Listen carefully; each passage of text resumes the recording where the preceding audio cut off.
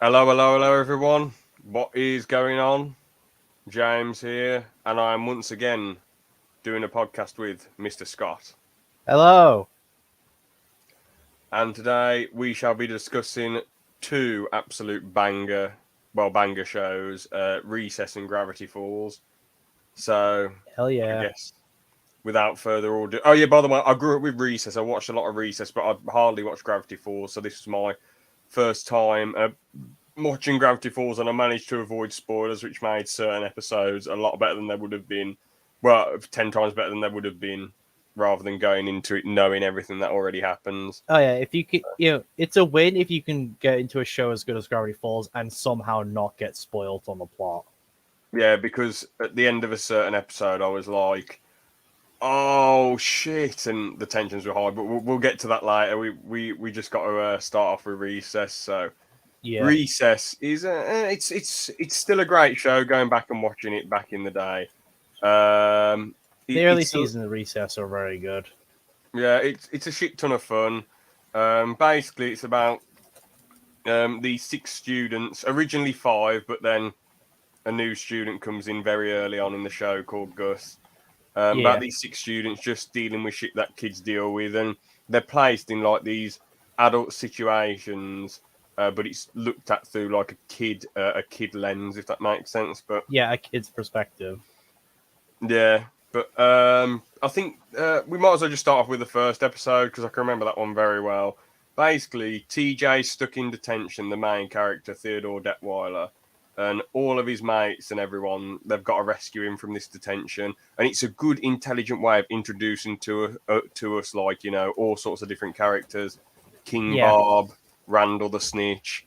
I think the Ashleys are in it. I think Oh but god, basically, the I'm Ashleys. pretty sure the whole playground are in it, and they're all in it to rescue TJ. Even though when they get to him, he breaks out of the detention, and then the detention's over. But it's just nice to see a show revolving around a school where not everyone's just a complete twat. Yeah, Uh, that's one of the things I like about Recess is every kid has a unique personality and trait to them. exactly. Like you've Hello there, got the Hakel. Digger boys, they're unique. You got Swinger Girl, you got Upside Down Girl. Like a lot of them are named after what their thing is, but that's just like it's more And like a King Bob. nickname. King Bob, yeah, but those are more like nicknames on the characters than the Mhm. character's actual name, for example. Yeah, Because kids in school like they tend to give nicknames to people who show certain behaviors. yeah.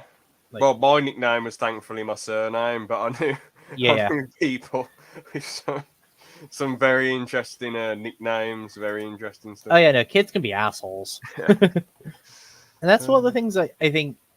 For so with Recess, not every like even the main characters they're not saints.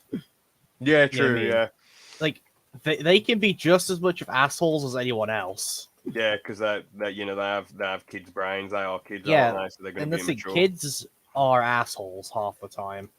Yeah. Apart from me, I'm perfect. Nah, nah. But I Yeah, you was no. wish. Yeah. As much as I'm an okay guy now, of course we all have our moments when we kids of being absolute mad people. If you say you've never had a moment that you look back on and cringe as a kid, you are lying. We've all Definitely, done it. definitely. Or you, it's like Will Smith said. He said like years ago, if you haven't done anything stupid as a young person, you got nothing to laugh about as an adult. Yeah, exactly. Yeah, But yeah, we're introduced to all the characters. Talking of the characters, we might as well speak about them. We got TJ, king of the gang in the red hat, red yeah. cap, cool bloke, comes up with a plan. He's on his friend's side. He's on top of it all. He's the leader, the one everyone looks to, and a lot of people think that he's a cool bloke. Um, Yeah. Vince, sporty guy, another Vince cool is the guy. athlete of the group. Yeah, the physical person in the group, the strong, well, not strong man, but you know what I mean. Like Yeah, if there's something physical needing doing, he's the man with the plan. Mikey's just the Mikey's the soft-hearted gentle person. giant. Yeah, exactly. Uh, Spinelli is the tough girl, but yeah, actually can back that up. and Gretchen's the brains. Yep, Even though TJ Gretchen is comes the up with the brains. plans, she's like the technical side of Yeah. of things. I think it's the thing of TJ comes up with a plan, she makes it work.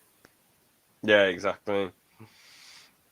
And we've got the last person, Gus. Now I want to say a few things about Gus because all the other characters are really well done, and I really like them. They're likable, they're fun, they're great. But Gus, I don't know how you feel about him, but what really gets on my nerves with him, he's a geeky guy and all this jazz and a nerd and all this stuff, which is fine. All the gang are nice to him, but whenever he gets a smidge of power, he's just the biggest bellend ever. Like when he becomes King Gus, he's like the biggest idiot ever. He takes his glasses off in one episode. He's like, "Oh, I'm a cool guy. I'm cool Gus." And he's like, just honestly, it annoys me that he's such a little weasel, but then as soon as he gets a bit of power, he's like a dickhead. Like when Vincent loses his mojo in one episode, he's like, "Oh, you're lamer than me now," and it's like, Gus, like what? Everyone's nice to you. Why are you such a toxic idiot when you get so much power? And what's daft? It's like his dad is like a military person, so you think he'd be like loyal to his mates and all that jazz. But instead, he's just a dick when he gets power, man. So he's not bad, but he annoys me. I think it's the okay. So I'm not going to justify how Gus acts because I agree in some case, like in bits like that where he gets a bit of power, he does act like a bit of a bell end. But I think it's the lack of power thing. Like Gus is a nerd, and it's made very clear that he gets bullied a lot, even before like coming to this school. He had to swap schools, didn't he? Yeah, and a lot. People who in that situation who often feel weak and powerless because a lot of it is physical bullying. I mean, just fucking look at Gelman. That guy's a fucking tank. Yeah. Like, for a quick context, Gelman is the main bully of the series. Mostly to Gus. Right. But yeah, so people in that situation where they have that powerlessness, they do eventually, if they get a bit of power, it goes to their heads because they naturally don't have it. If that makes any sense at all. Yeah, but it doesn't justify it. Yeah. It's just bad writing. It's just him being written badly, in my opinion, because like I don't know. I get where you're coming from. It does go a bit overboard with the powerlessness. I get that where you're coming from, but it's like be a dick to the people responsible. Your friends are nice to you, you know. Yeah. Don't be a dick to them. They're the ones who actually treat you well. So it's like it's just weird to me and a bit bizarre. It just makes me think what an idiot Gus is. But I guess there's that powerlessness aspect, and that's probably what the writers were trying to go for. Because the writers are smart; they know what they're doing. Yeah, you know, they've made. To be fair, it's hard to write something like that and make it seem believable. Mm. It is difficult. Yeah. But yeah, he's the only character I sort of have a bit of an issue with the way he's wrote at times. There are times when he does do good things, like in Dodgeball City, it made sense for him to be a bit of a dick because he didn't help his friends when they were getting dodgeballed at first because he hurt someone really badly with the dodgeball, so it makes sense. But then he comes around and saves his friends, so yeah, the dodgeball episode, yeah. That was a really good one, to be fair. I really enjoyed that. El Diablo. Isn't that what they called him, El Diablo or something? Yeah. Spanish for the devil. Yeah. Yeah, he's just a dodgeball badass in that one. But yeah, what other characters are there? There's Prickly, who when I watched it years ago, I thought, damn, this dude's involved in it a lot, you know. But then when rewatching it as an adult, I thought to myself, he's not actually in it much, but it's mostly because of the specials and the film. Like the he plays a big role in almost every special and movie. Yeah. The only time he had a big part in an episode, like he has a few big parts, like the golfing one. I like that one. But the one makes him versus his brother. the one which makes me laugh the most is the when he gets hypnotized and he's like, "I'll never grow up. You won't catch me. Yippee!" Oh, the one where he gets hypnotized into being a kid again. Yeah. Yeah, that one was brilliant. Yeah, I love that one. I do like Principal Prickly. Yeah, he's a solid character, and Finster's solid as well. To be fair. Yeah, Finster is obviously she's the main playground enforcer. If you everyone we all know those people at lunchtime or playtime or whatever you go by, depending where you live. They're those people basically on the playground, make sure no one has any fun. Yeah, exactly. definitely. But at the same time, like Finster isn't a bad character. You like because she's just doing her job. Yeah, exactly. And Because there are she's a several job's points where she shows that she does actually care for the kids. yeah, and she's a job's worth as well. So she actually does like a job. She's not just trying to ruin kids' lives or anything like some horrid teachers. Yeah, exactly. But yeah, Prickly's great. Finster's great. I wish we had more of Hank, man. I really wish we had more of Hank. He Oh seems like yeah, a the dude janitor. who they Yeah, could we have don't, done a he lot with. doesn't get a lot of screen time. Yeah. It just feels like they could have done so much more with him, like, but yeah, they just sort of just had him in the background here and there. So there you go. Who else was that? Groki's okay, but she just sort of feels like a bit of a typical nice teacher. So Yeah. she's all right. Well, she's a And bit the of a rest, she's a hippie. That's part of her whole thing. mhm. And then the rest of the teachers are pretty much nothing characters. Like they don't really do much. There's that old typist who works for Prickly, who I guess is kind of funny at times. Yeah, that one's more. I think that one's more of a secretary than a teacher. Yeah, true. There's that sports teacher who's shouting all the time. The guy with the glasses, he doesn't really do much. He's a bit of a nothing character. Yeah. But yeah, with Recess, I feel like there's some with the adult themes. I feel like the children see that the school, Third Street School, as like a prison, and there's like it's sort of the dark lighting of the show. It sort of feels like that they're in a prison, and Recess is their time when they have a bit of freedom, when they can jump and dance around and have a laugh. So and Finster's the enforcer of the prison, and Prickly's like the warden, you know. And TJ goes on about kids' rights and all this stuff. A kid needs to enjoy themselves and have a laugh and all that jazz. So yeah, I feel like it's meant to sort of resemble a prison, the school. Yeah, it probably is. To be fair.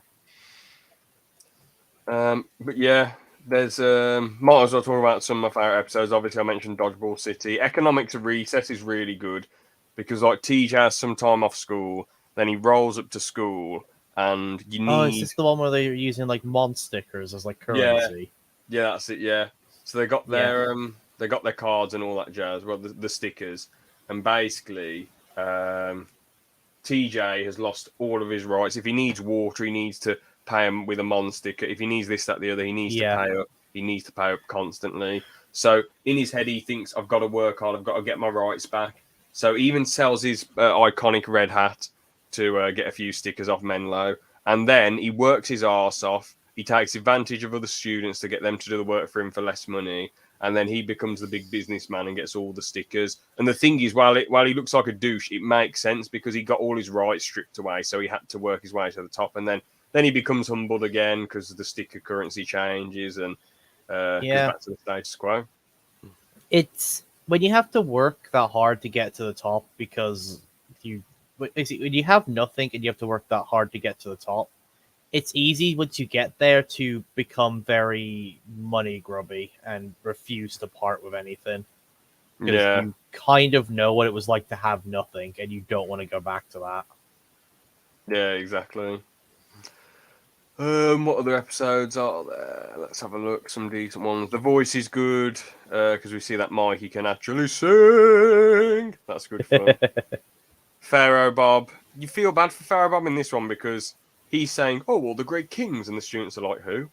And then he's like, "Oh, damn, no one remembers them." But of course, they're not going to remember them because they either weren't in the school or, I mean, they're just a bunch of kids. How they're meant to pass their monarch? But you do kind of like considering like one of Reese's whole things is. With the whole King Bob thing, even though it's supposed to be taking place in a school, it does kind of act like a society, doesn't it? Yeah. In school, like the fact you've got like King Bob and all that. And you can understand where King Bob's coming from. Sure, in Pharaoh Bob, he does act like a bit of a prick, but a lot of that is because he wants to be remembered, doesn't he? Yeah, he doesn't want the kids to forget about him. Yeah. Yeah. And so you can kind of see where he's coming from and understand why. Definitely, because he remembers all the kings and no one else remembers them. So he's like, shit, I'm just going to be forgotten about. But in reality, what's the point of being remembered if people are just going to hate you for forcing them to build you a pyramid? Yeah, exactly. There's also the logic of, I'll build this pyramid out of mud and then it rains. Mm. And They've got. Do you remember the spy who came in the playground where they've got a Oh, character the guy called who was James clearly an Stone? adult but pretended to Yeah. be a kid. But when I was a kid and watched that one, I was so happy when they were calling when they were saying James to this character. I was like, "There's an actual James in the USA in this school. They're saying James. They're saying my name. I'm so happy." But obviously, he turned out to be a 42-year-old man.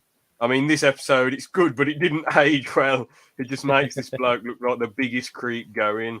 Goodness, Yeah. it's just horrid. It didn't age well at all. But still a good episode. He got his comeuppance, the scumbag. Mr. Yeah. Stone. Definitely. There's ratings game. Oh, I didn't like that one. I don't know why. I'm looking at how the episodes are ranked. I don't know why that was so high. It pissed me off, that episode where the Ashes are like, oh, you won't get a rating, and then God, it's just Oh, that episode. but, I think that episode's whole thing is challenging a class system. oh, When you okay. think about it, because in giving the kids a rating, the Ashes effectively created a class system in the playground and turned everyone against each other. It's like, as Gretchen says, the kids with a low rating have low self-esteem to challenge it, and the kids with a high rating feel like privileged that they got that rating and don't want to like part with it. Yeah, So to be fair, I forgot about that aspect of it because they all just tens hang around with tens and nines, eights hang around with eights and sevens, etc. Exactly, yeah. It's a play on the whole class system idea. Yeah, I guess that's most probably why it's got a high on the list. I mean, what I think of it, I don't know. It's like, why does anyone care what these four Ashleys think? They're just such plebs. If the teachers did it to like motivate the students, then it'd make more sense because they want like the adults' approval. But then it would look stupid for adults to be rating kids. It'd be like, what the hell's going on? That's probably why the adults weren't the ones that did it. Like, Yeah, it would not be a good image if teachers were rating their students. yeah. What else we got? The big prank's good because you think TJ's defeated. He's going to be the fanner boy, and then King Bob sits on the whoopee cushion. Vance. Yeah. Oops. Oh yeah, the prank episode, but it's basically like a prank war between TJ and King Bob. Yeah. Yeah. I mean, yeah. It's just a very consistent show. We might as well talk about some of the weaker episodes before we get onto the movie. Yeah. So these are some episodes out at the bottom of the mountain. Stand Up Randall. Yeah, that episode was pretty boring. It was just Randall telling jokes, but he just wanted to be liked, didn't he? But then he started mocking people instead of just telling jokes. He started like mocking Mikey. So, but he's a weasel, so he's going to do that, isn't he? Yeah, it's one of those. Some people can only like. I guess the easiest form of humor, especially like among kids, is insulting others. Yeah. It's one of the easiest ones to go for. And yeah, because it's like, oh, we know this person. This is an inside joke to us. We find it funny. But if Randall actually went to a comedy club and said, "Mikey's so fat," everyone it wouldn't work. Shit. Yeah. But it's also possible, like, you know, it's also you got to blur the line between comedic like piss take and actually like like hurting someone. Yeah, exactly. Yeah. One of the best ways to deal with that, and I think they actually do that in the episode, is like take away their ammo, like air it out, like just air it out yourself, and they have no ammo. Yeah, exactly. So, which is what they do in the episode. So at least it resolved itself well, but I just found it like a bit of a weird pottering around episode. Yeah. What else we got? Kirsten, not so bad. I thought it was all right, actually. I don't know why it's so low on the list. Yeah, I don't know either. Because like you think Kirsty's a jerk, and then Mikey sort of brings her out of shell, and then she ends up being all right. I thought it was a nice, wholesome, nothing special, but just like probably an above average, wholesome episode. Yeah, well, it's like I say, it goes to the thing of like with Kurt. She's not a bad person, yeah, and I don't think the show wants to portray her as one in that episode because, well, I'm just randomly rambling here. I'm trying to like quickly refigure myself so I can like figure out what I was trying to say. Right. I guess it goes to the thing of that no one is born bad. It's normally like experiences and shit, you know? Yeah, nature versus nurture. Yeah. Like with Kurt, like, sure, she is a jerk, but at the same time, everyone keeps calling her Kurt the worst. So Imagine that nickname, Curse the worst. yeah. Damn. And granted, we don't know what happened before then, but it does make you wonder which came first, her behavior or the nickname. Yeah, exactly. Because again, as I said, kids are fucking assholes. But yeah, just a little wholesome episode. Nobody doesn't like TJ. I think this is the worst episode. It really Oh yeah, because because it's the like, message of this episode is people may just not like you because. yeah, And it's like that is not a good message, considering Yeah. I don't think there's any case of someone not liking someone just for the sake of not liking them. yeah, unless they're like somebody. Oh, will Bill Cipher come back? Well, we'll get to that later, Mr. Cheese. Okay, I've actually got some interesting stuff to say about that one, but I'll bring that up when we get to Gravity Falls. For sure. But yeah, the thing I didn't like about it, obviously what you're saying is a great point, but the main thing that annoyed me was TJ's response. It's like, I'm a cool guy. How can no one like me? And it's like, bro, that's life, man. People, you're like the most popular dude on the playground. Most people think you're a legend. You're not going to be everyone's cup of tea. Everyone's going to have their critics, man. So it's like, it just makes him look like a bit of a, I don't know, just like a bit of an idiot. It's just like, why do you care? He's obsessed over one kid not liking him when, as you said, he's the most popular person on the playground. Yeah, and I get that he's just a kid, but he's meant to be like, I don't care, I'm not bothered, I do my own thing, I'm rebellious. And then he's caring about this one dope who hardly has anything to do with him. It's like, what the hell? Like, granted, I guess, like, you could argue that the kid doesn't like TJ because TJ is popular, but that's not the case. The kid, it says at the end of the episode, he just doesn't like him. And it's like, yeah, I'm pretty, like, yeah. Sorry, I keep tripping over myself. That's it. In real life, I don't think people just dislike you for the sake of disliking you. There's normally always a reason. yeah, exactly. Well, not counting the Twitter freaks, but I'm not even sure those are human. Yeah, there's some sort of other, they're being from a different, they're like Covenant. There's no way a human can be that stupid and like closed-minded as they are. Like it breaks physics. Definitely. What else we got? The bet. I don't even remember what happens in the bet. Let's click on this one. TJ bets Vince he can't go a day without winning every game. Oh yeah, that was stupid. That was. Oh yeah, and Vince ends up getting obsessed with losing. Yeah, that was like I didn't. That hurt my brain. That episode. I was like, what's going on? More like Gretchen. Yeah, that was shit. That was actually that might be the worst one for me. Because it was so toxic. It was like Gretchen was going round to Spinelli's house and showing off to Spinelli's parents. And Spinelli's parents are like, oh, we wish you were more like Gretchen. It's like, this is a kid. Why are you like bigging up your kid's friend to your kid? I don't think they ever actually said, we wish you more like Gretchen.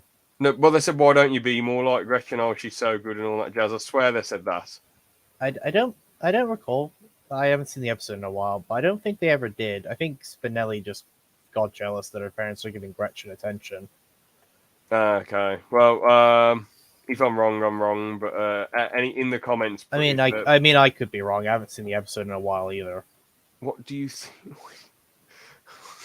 I'm not watching that weird film where Winnie the Pooh. Have we got comments somewhere? Yeah. What do you think of Winnie the Pooh, Blood and Honey? It was the worst. Oh, is that the horror movie? Yeah, when him and Piglet are serial killers. Never seen it. I kind of want to watch it unironically because I just want to see what the fuck they did. Damn. Like I don't think it's gonna be good, but I kind of want to see it unironically just because I'm intrigued to see how what they do with this premise of Winnie the Pooh as a serial killer. Yeah, fair enough. Back to Regis. It's more intrigue than anything. I was going to say there's Yoke from Norway. That's the bottom of the list. I didn't think it was that bad, to be fair. I thought just an average episode. Gus, I get why Gus bigged himself up in this one because he doesn't want to say to some kid he's the most unpopular dweeb. He wants to like, but in the end it resolves itself, and the kid's like, "Oh, Gus, you're a hot kid," you know. So yeah. What other stuff? I mean, one last thing I wanted to say: the golfing episode. I like how Vince didn't care what anyone thought in it because he was like, "Bro, I just want to play some golf. I don't want to I don't want you all to think that I'm being prickly shrill, that I'm shrilling to prickly. I just want to play some golf and do my own thing. And if that's going to get people to hate me, so be it. I'm not bothered. I love that Yeah. not give a damn attitude. Hell To yeah. be honest. So that was good. We'll move on to the movie and the specials in a sec. Have you got anything that you want to say before we do? I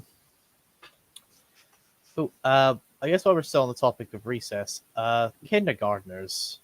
Oh There yeah. is something up with that. Oh yeah. Actually, there was one thing I wanted to mention when I watched it on Disney Plus. There was like messages at the start saying warning, this is a show of its time, etc. And I'm thinking to myself, like, I don't really get what it's doing wrong. You know, it's not being mean to anyone. But yeah, what annoys me is that Family Guy, which actually does have offensive stuff in it, which actually has harmful. Well, you can perceive it as harmful stuff. There isn't a warning at the start of Family Guy. It's just Recess which gets a warning, which is a kid's show. I guess it's with is mostly harmless. I guess it's with stuff like Family Guy. You know what you're getting into if you watch that. It's not a kid's show. Well, Recess is a kid's show, so so there's probably something that could be harmful to a person's growth if they take it wrong. Yeah. Like, this could just be me looking at it, so this could be 100% wrong. And please do not make me come across as like anything bad here. I'm just saying what I kind of see. An example of this could be the kindergartners are basically acting as the savage Indian stereotype, if you know what I mean. I mean, I get where you're coming from. I'm not saying that's actually the case, but I'm saying that could be one of the things. Yeah, the thing is, the kindergartners, they're meant to be like, I don't know, they're meant Savages. to be like tribal. It doesn't mean that they're not, resent. It's the fact that, like, for example, they've got like paint tattoos and stuff. They like and all that. It's very stereotypical of like the whole like savage Indian thing. If you look at, if you know that stereotype, it matches up with what the kindergartners quite a lot. Whether or not it was intentional, though, is the question. I don't but think I'm the saying writers... that could be an example of one of the three things that gave it the message. I don't think the writers will go after anyone like that because they're all about, Well, back in that time, it wasn't as wrong to do stuff like that. You know what I mean? As I said, it's a thing of its era. It wasn't as bad back then. I know there's. I guess another example of that, but this one's much further back. Would be the crows in Dumbo. I don't know what were the crows in Dumbo. The crows in Dumbo were basically black stereotypes, and they were racist as fuck. But obviously, it was a thing of its time, so it was okay back then, or at least like okay in their eyes back then. Yeah, I mean, I've looked at. It's one of those whether or not it was intentional or not is the thing you got to look at. Yeah. But I mean, I'm not interested in watching Dumbo, so I'm not really. Yeah, if you don't, it's one of those things of if you don't really care to watch the movie, you probably won't notice it. But if you have watched Dumbo and look at it again, the crows are 100% a black stereotype of the time. Yeah. That, like I said, a lot of it is you got to look at the era the show was made, and then look at if there's any stereotypes in it, and was it intentional or just or not. Doesn't mean the show's bad or take away from it, but it could have been something that happened during that era, Yeah, I mean, I'm not interested in watching Dumbo anyway, but yeah, the original Dumbo could still be a quality film. Rotten Tomatoes give it a good rating, but IMDb give it 7.2, which is still all right. Just not my sort of film. Those old Disney films just aren't my gig. Yeah. But yeah, with the Recess stuff, I mean, I guess you made a good point about Family Guy. You know what you're getting into, and it says stuff like Family Guy and South Park. They're not kid shows. Those things are for adults. That you know what you're getting into watching that shit. And Family Guy have kind of wore its racism and like homophobia and all that shit on its sleeve. They've not even tried to hide that crap. Yeah. And the thing is with South Park, at least South Park mocks everyone. So. South Park gets away with it because they mock everybody. No one is safe. Yeah. Everyone's treated equally in the interest of fairness. So. Yep, everyone's treated equally in the fairness of comedy. Exactly. But yeah, with Recess, I mean, it doesn't bother me that there's a bloody thing at the start. I just didn't understand why. I didn't think I thought the kindergartners were, they're just like annoyed little kids going mad and having a laugh. You know. Yeah, that's what I think it might be.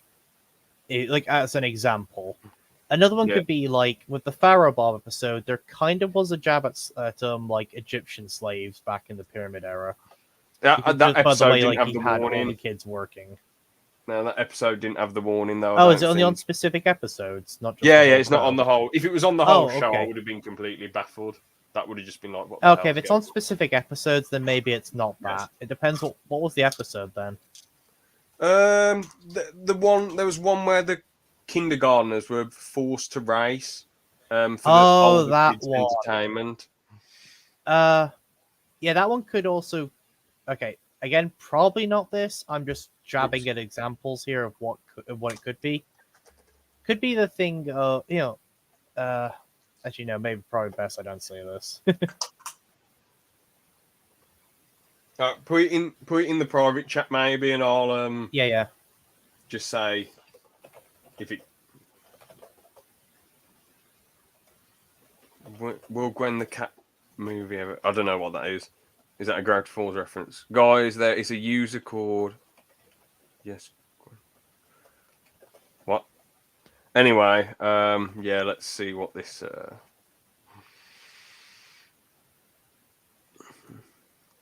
I don't. It might not be that, but you can see what I mean.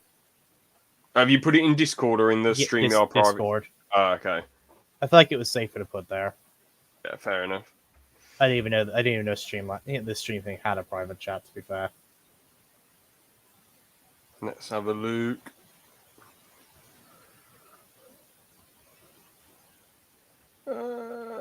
Could Again, be a grab. No, probably not. yeah, But that's an idea. yeah. I mean, there was one episode where it said the same message. There's one episode, the episode where Mikey's singing. I have no idea what the thing was there. I've got No idea. idea. Okay, it seems like they just threw it on random fucking episodes then. Yeah, because all that was a wholesome. Maybe because Mikey's in love with a adult. I don't know. It could be that, like Mikey fall in love with the teacher. Yeah, could be that. I don't know. There was the one where Prickly went to the other school to face his brother, and all the kids were like, like ethnicity swapped and stuff. Yeah. Which I get that they want to cover their tracks, but it's just, I guess they're just trying to show opposite versions of the kids, I suppose. Yeah. Who knows? But yeah, the Mikey singing one, I've got no idea. That was really weird. But I guess it's just Disney, as you said. Probably some of them probably random episodes, and maybe they're just trying to cover their tracks and shit in some way, so they're not liable for anything. Yeah. Because you'd rather, especially in this day and age, you'd rather cover your tracks than be liable, especially if you're a big company. Yeah, I mean, currently Disney's kind of going down the shitter anyway. Oh yeah. One too many forced woke movies, and they're still going. Yeah, I mean, it's sort of, as I've always said, like, if you look at the Snow White thing recently, at the end of the day, why don't they just make a new princess and do what they want with that princess? So the thing with the Snow White controversy is that, like, I don't mind, like, princesses from old Disney movies being played by a person of, like, different color and all that. But the thing with Snow White is she's named Snow White because her skin is white as snow. It's literally part of why she is named that. You know what I mean? And there's also the thing of the dwarves aren't even played by dwarves. They're not dwarves. Yeah. They're taller than she is. I'm not kidding. The screenshots they've posted so far, the dwarves are taller than she is. Yeah. I mean, yeah, as I say, I just think they should, if a character's the way they are and all that stuff, they should just make like a new character. Because remakes in general, it doesn't bother me who's playing a character and whatever. You can have like some morbidly obese person play Cinderella. Yeah, so I don't care who plays a character as long as it makes some sense or fits. Like, for example, I don't care that they made Ariel black in the remake of Little Mermaid. I don't care about that. The reason it's a thing with Snow White is because it's literally why the character is named that. You know what I mean? Yeah. So it just feels odd. Like, it feels like they're changing the fairy tale there a bit. Hmm. But again, someone could probably hear that and think I'm just being a bit closed-minded or whatever. Yeah, it's just I'm yeah, just people got voicing their things. own. I know a lot of fairy tales, so yeah. Yeah, I guess everyone's gonna think of their own stuff at the end of the day and Yeah. have their own opinions on stuff. Personally, I'm not a fan of these live action remakes in general. Oh I think no, they're they tend to far. be very soulless. The live action Yeah, remakes, like Disney, are just hitting the bare fucking minimum. yeah, like the You can Lion tell King they're one. I not even thought, trying. but why they're remaking the Lion King in live action? You already have a brilliant classic film. On Why are top you of the live ruining it? action, completely ruins half the charm of the original. Yeah, Except for exactly. Timon and Pumbaa, I think the remake actually improves on those two. They're a lot That's pretty funnier in good. the remake. Fair dues then. But But yeah, yeah, for the most part, yeah. in general in the film industry though, I don't like remakes because I think why does everything have to be a remake, a sequel, or a prequel?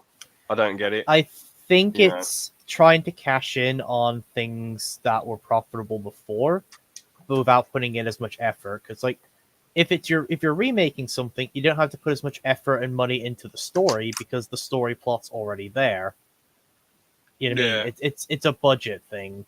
You do it so you can save money and hope it cashes in like it did in the past. Hmm. Which, It yeah, won't. It never does. Never no. does. There's like so many times you can remake something before people stop caring and stop going. Yeah. The only situation I can think of where a remake has sold more than the original. This is just in games like SpongeBob Battle for Bikini Bottom Rehydrated sold more than the original because of the time it came out. Was it 2020? No, Something 2019 like wasn't that. it? Rehydrated. Yeah. Basically, Well, because in 2003 it didn't sell that well because licensed games were looked at as pretty shit, and then from 203 to before the remake came out, it gained a big cult following.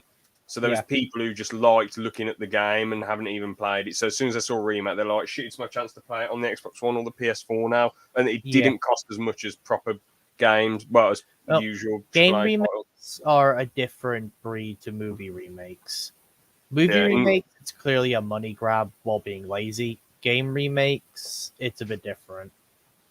yeah, For gaming remakes, they're trying to retell the story but also update it with some. For example, with Resident Evil 4 remake, the story's mostly the same, but they cut out a lot of like the boring areas from the original and added in new, more fun areas and hmm. mechanics.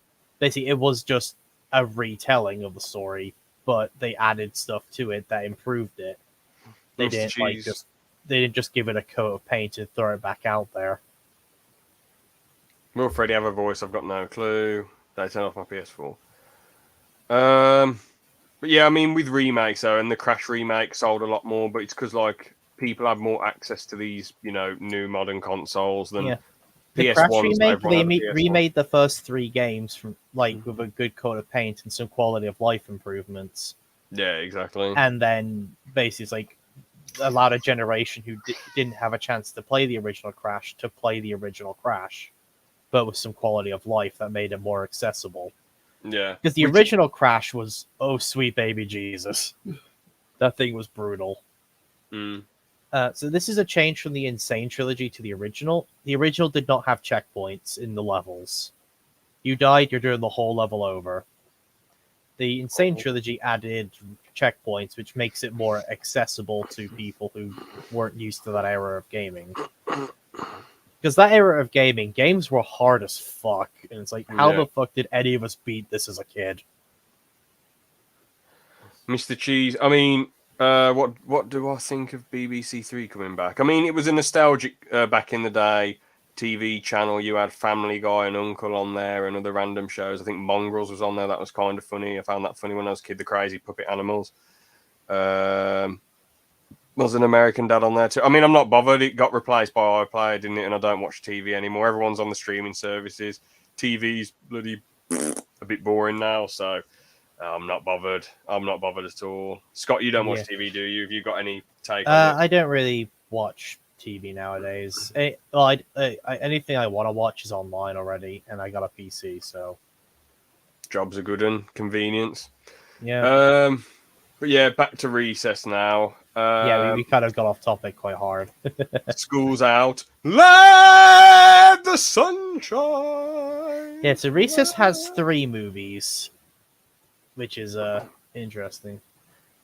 Might as well. Which come Grown Down comes first chronologically, doesn't it? Grown Down, yeah, comes first Yeah. chronologically, though it was the last movie released, but chronologically it's the first. Yeah, I guess we can. Grown Down is the weakest of the 3 as well, easily. Yeah, I mean, Basically, it's just TJ and the gang get captured by the kindergartners, who now have a new chief, who's and basically half the movie is just retelling stories from previous episodes featuring the kindergartners, and then the last half is featuring a new story with Gus, telling about how apparently he came to the school as a kindergartner in the past and then moved away and then came back later. yeah, that was a pistol mental plot hole. Yeah, I feel like that adds a lot of plot holes. Yeah, so Grown Down is very weak compared to the other 2. Like, it is literally just half the movie is just watching the previous episodes with the kindergartners again. Yeah, I mean, I've got nothing else to add there. You've nailed it all on the head. Yeah, there's not a lot to rehash. speak about all Grown Down. It's just that. Yeah, just a complete rehash retelling. Pretty poor. I'll give it honestly, I hate it when shows do the retelling of previous episodes. I'll give it like a 3 out of 10 or 2.5. I think only Avatar has pulled that off properly, where the retelling's actually fun. Yeah, and with Avatar as well, at least they didn't do it with like actual footage from previous episodes. They did it with a theatre performance, and the characters being pissed off, and they did it in a hilarious way. Yeah, like it was taking the piss out of the previous episode, while also recapping the show up to that point. Yeah, for people, like it's a genius way of retelling, and it fits because the Fire Nation are full of propaganda around the whole Avatar thing, and it's told through the Fire Nation's point of view. But yeah, on that was just tragic. That film, bloody Grown Down. School's out. I mean, if you haven't seen Recess before, I don't think you'd like it much. As a film on its own, it's a bit weak, but as a finale to Recess, I think it's pretty above average. Yeah, I think School's Out's pretty good as you said, a finale. It's the Lilo and Stitch and Leroy and Stitch effect. Mm-hmm. If you know that. Yeah, Leroy and Stitch. It's more like that. That's the finale. Yeah, it's like, as a standalone movie, it's okay, but that's because it's a finale to the TV show. And as a finale, it does what it needs to do. But as a standalone movie, it's okay. Mm-hmm. Same with the Lilo and Stitch one where they introduce the experiments. As a standalone movie, it's okay. But as a pilot, it sets up the premise for the show. Yeah, exactly. Yeah, the School's Out, it's one of those, you got to look at it as a finale, not a standalone movie. Sure. And as a finale, it does what it needs to do. Yeah, stories. So I guess, do you want to go through the plot, or should I? I'll go through it. Okay. Basically, the story is the Recess gang. They pull off one of the big heist before the summer ends, and everyone's like, "Yeah!" And then we have the Dance in the Street song, which is cool. They're all going off, having a laugh. But then TJ realizes it. Well, he says, "We're going to have a great summer, aren't we?" And everyone's like, "Nah, we're all going off to do our own things, summer camps," which does seem a bit like force. Like, how does everyone have a summer camp? Surely at least 1 or 2 of them wouldn't. But there you go. TJ's fed up. I think they do explain it. They've got to start looking at their futures because they are growing up. Yeah, but and that's what all the camps are. But yeah, but still, like, assuming this is in America, it makes sense. Oh yeah, because of the scholarships and everything. Yeah, you gotta work for that shit. You don't just get it like over here, where it's like, all right, you're done with your first year, go to the next school year. You've got to earn that shit over there. Oh yeah, of course, because some people have to retake grades, don't they? Oh, that's Yeah, bogus. God. yeah, exactly. So yeah, so that's probably why they were looking at the whole camp thing. Is like they wanted to get a head start on their futures, since each of them have a specific thing they wanted to do. Spinelli wanted to be a professional wrestler. Vince wants to be a professional athlete. Mikey wants to be a drama person. So on, you know. Yeah. Yeah, so it's probably to do with that. But anyway, I continue. So yeah, that TJ is absolutely bored and fed up. The one is the loneliest number song plays. Oh, that, yeah. He's absolutely fed up, and then he sees that weird shit's going on at the school, and he's getting prickly involved. prickly gets vaporized. Yep. Okay. So to bring this up, a superintendent, I think, or basically some guy who's quite high up in the education system, has a plan to increase test scores by freezing the planet. Because he says, oh, if it's cold outside, kids won't be playing; they'll be inside studying, and so test scores will go up. I think his logic is built on insanity, because if he truly froze the planet, we would all be dead. Yeah, we wouldn't be doing this review, yeah. Yeah, so I feel like it's one of those, he's a villain who's clearly just batshit insane when you actually look at what he wants to do. I don't think he knows what he wants to do, to be fair. Like I said, he wants to become the president, and he feels like if I get the test scores up, that people might elect me as president. I mean, he's already had a really successful career, hasn't he? So, yeah, but apparently he's also Greedy. obsessed with getting rid of recess. Crazy bloke. Which is partly why he wants to freeze the planet, because he believes summer vacation is the biggest recess of them all. Yeah. But yeah, he's just fucking insane. Yeah. So he works. He kind of works as a villain because he's just batshit crazy. Yeah, exactly. What else happens? Yeah, Prickly comes back, and him and TJ have quite a few heart-to-hearts when he's like, "You can mock my big saggy butt, but the thing is, I care about recess and you kids, because recess is the last good memories that I got of being a kid."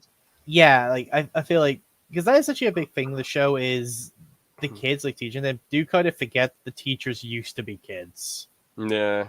So when TJ was giving Prickly his big rant about like that stuff, Prickly kind of gives it back, and TJ kind of like, oh yeah, I forgot you guys used to be kids as well. Also, but then I see Mr. Cheese is asking about FNAF. Are you asking both of us if we know about FNAF, or one of us specifically? yeah, I'd know hardly anything about it. All I know is that the kids got eaten by the machines, and then they possessed the machines. I know a fair bit about FNAF lore. It's not so much the kids got eaten by the machines; they got killed by a serial killer, and then the killer hid the bodies in the machines. Oh, okay, that makes more sense. Yeah. Yeah. So we know the name of the killer in FNAF. It's William Afton. And but isn't the gaffer of the machines like a bad guy who set everything up? Yeah, that's William. Well, okay. Okay, well, kind of yes and no. That's a big story, but that's going into an entirely new debate on itself. Does the serial killer get his comeuppance? Or do you know Springtrap? You probably don't know about that. Okay, basically, William Afton dressed in a mascot outfit and would lure kids to the back of the pizza place, kill them, and then hide the bodies in the machines. Mm-hmm. The kids' spirits then possessed the machines and hunted Afton. Oh, cool. Afton, in an attempt to hide from them, hid in the suit again that he was using. But the suit had a spring lock system, which then fired, basically killing Afton. His spirit then possessed that suit that has his dead body in it, becoming Springtrap. Damn. Well, he deserves it, doesn't he, the piece? Oh, yeah, he 100% deserves it. Which just reminds me of... So, at the end of... So, FNAF Pizzeria Simulator, which is supposed to be the last game of the timeline, but they keep making more. William's business partner, Henry, who's the guy behind most of the machines that are made.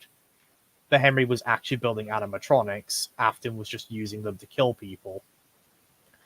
Henry has a really badass speech at the end of Pizzeria Simulator, where basically throughout the game you've basically lured all the animatronics that have been possessed to this one location, and Henry is basically gonna burn the location down with them all in to free the spirits Okay. because they've all become angry and bloodthirsty from from it.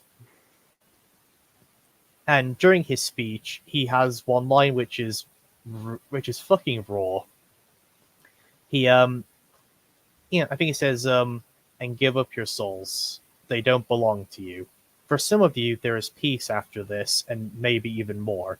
Although for one of you, referring to Afton, the darkest pit of hell has opened up to swallow you whole. So don't keep the devil Ooh. waiting, old friend. Damn. Yeah, because when he says that line, it shows Springtrap, so he's speaking to Afton when he says that bit, and it is fucking raw. Yeah. Well, as we say, he deserves to be Oh yeah, no, burning. Afton 100% deserves everything he fucking gets. He is a terrible person. Yeah, he deserves to be burning for all eternity. But like I said, if you want to go through the FNAF timeline, we'll need a different podcast. Yeah, I'll need It to gets actually. complicated. Yeah, I'll need to actually play the games, which I've done. I don't know. If everyone really wanted a FNAF podcast, I wouldn't mind dedicating some time. But I don't like paranormal stuff. It like freaks me out. Yeah, I said, if people wanted a FNAF podcast, I'd show up for that because I know a fair bit about the FNAF timeline and history. Yeah. Yeah. Right, I'll search Little Lodgers then. Yep. Bloody hell. Little. I will say, so Pizzeria Sim is supposed to be the last one of the story, but technically the last one is Ultimate Custom Night, because it's very heavily implied through secrets that Ultimate Custom Night is Afton's torment in hell. He's reliving it's basically living that for eternity. Living what? So Ultimate Custom Night is basically it's FNAF, but it has it has like 50 animatronics that are trying to kill you at all times. So basically, it's just a FNAF game, but you customize the night. But there's several hints that show that this is Afton's torment in hell now after the events of Pizzeria Simulator. He is for eternity being hunted by the animatronics he created and caused. Yeah, maybe. He's not. It didn't seem that scary. I could give it a go one day, and we could do a pod on it. Yeah. By the way, I've searched up Little Lodgers. I don't get it. It's just a Clay series, Mr. Cheese.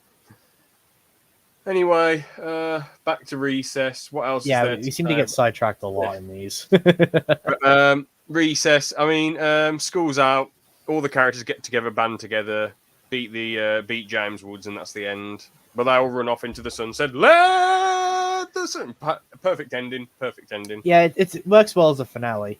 If School's Out is the finale, I reckon fifth grade is it epilogue or prologue that comes at the end? Epilogue, yeah. Epilogue. So I would say fifth grade is the epilogue. I just if wish School's Out's the finale. I was just a bit gutted the way that the very, very ending of the fifth grade, like the very ending, the last. I thought the Halloween one was a weird way to end the Recess verse. It was, yeah. Like they should have done something else to end the Recess. Well, technically, the end of the Recess universe is the Lilo and Stitch episode, which I will briefly talk about at the end. I didn't even know about that. Okay. I'll go through it really quick.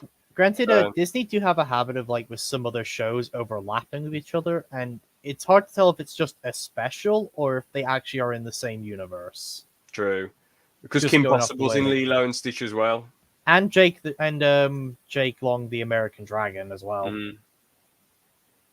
and the some kind of family. I don't remember the name, but it was another cartoon about it was a cartoon about a black family. I don't remember the name. Was it Proud Family? I don't know. I could be getting it wrong. But they were also in Lilo and Stitch had so many fucking crossovers of other Disney shows. Mm-hmm. That it's hard to tell. It's like, all right, how many of these are actually in the same universe as Lilo and Stitch? Because you're crossing over with every one of them. Yeah. wonder what they rated Lilo and Stitch. Only 6.8. I guess it wasn't the best show. I thought, as a kid, I didn't mind it too much. I thought it was a nice little, It was basically just an experiment of the week show. catch this experiment, catch that experiment. Yeah, some experiments would go to the bad guy. Some majority would go find a new home on Hawaii. Mm-hmm. And so on. But yeah, anyway, it ends it off well. Fifth grade, I can't honestly. Fifth grade is effectively just 3 episodes turned into a movie. Yeah. First one is with the Board of Education, basically doing a bunch of shit that fucks up school, like removing recess, removing all the toys from the playground, replacing lunches with like nutrition paste, removing lockers, tests and tests and tests. And apparently none of the people on the board actually agreed these were good, but none of them wanted to speak out at risk of being fired because they thought the others all agreed with it. The second one is involving the new king since Bob's moved on, and actually covers kind of a bit of I don't want to say racism, but like classism, I guess, which seems to be another theme of Recess. Of you got the 5th and 6th graders with their club who basically do nothing but badmouth the like little kids. Yeah, and Bob even calls that out when TJ calls him for aid at the end of that short. Mm-hmm.